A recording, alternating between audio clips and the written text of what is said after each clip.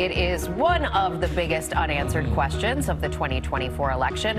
Who will former President Trump pick as his running mate? And now, just days before the first presidential debate, Trump is telling reporters that he has picked the VP, but has not told anyone who it is just yet. So let's bring in ABC senior congressional correspondent Rachel Scott from Washington for the latest. Always good to see you, my friend. Good to see you guys. All right, so let's talk about it. Before the week is over, we could learn who the former president will choose as his VP. Who are the front runners?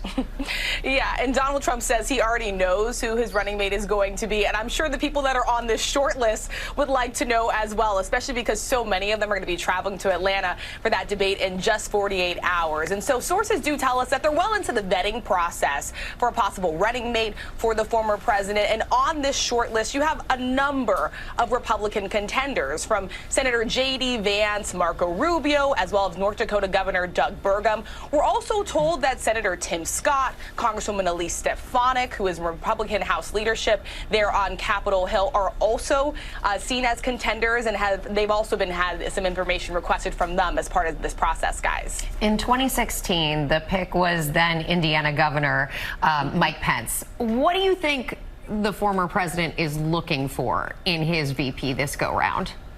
Yeah, and what a break from tradition, right? You have the former president running again, but not on the same ticket as the vice president that served in his administration. And so much goes into this, right? A lot of this is the loyalty test. We know for Donald Trump, one thing that he always keeps top of mind and who is going to be the most loyal to him. But not only that, but it's also going to be messaging, who can raise the most money.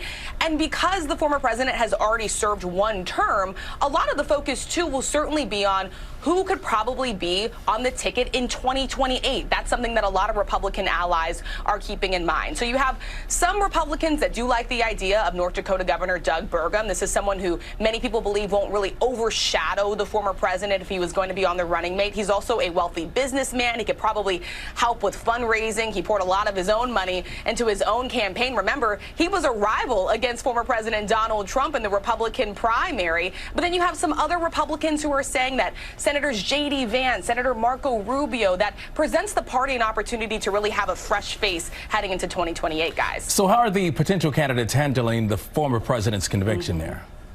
Rallying right behind him. And this has been quite unusual and something very different that we have seen, because it's become such a public auditioning process to be the former president's running mate.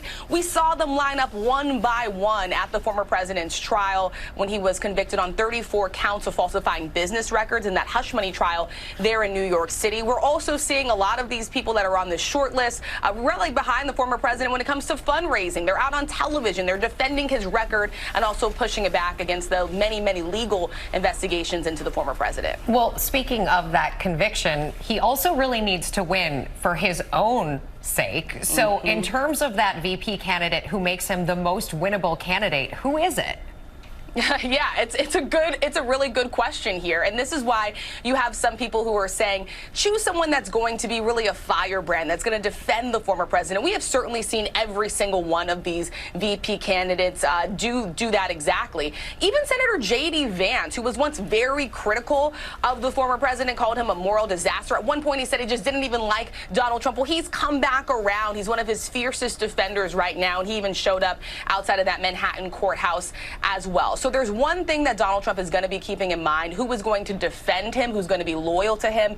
But also, because the former president and his campaign, the RNC, they've spent a lot of money sort of defending Donald Trump against these legal challenges, they also want to have someone that's going to be able to help raise some money for them too going forward. And what could this pick mean for the presidential race overall and the GOP party moving forward? Yeah, a lot of eyes on this one, guys, because look, if you choose someone like North Dakota Governor Doug Burgum, maybe he won't run for president in 2028 if Donald Trump ends up winning this election. And so that sort of creates this open field. It will be a complete and total frenzy maybe on the Republican side. And you have Donald Trump, who could play kingmaker in that scenario. But if you do choose someone for the former president like Senator J.D. Vance or Senator Marco Rubio, right, there's there's a lot of Republicans who might rally behind them ahead of 2028 if Donald Trump were to win the election in November. So it could totally set the tone, not only for this election, possibly the next administration, but also the future of the Republican Party, guys. The woman who knows everything about politics, ABC senior congressional correspondent Rachel Scott. Rachel, thank you, and good to see you, my friend.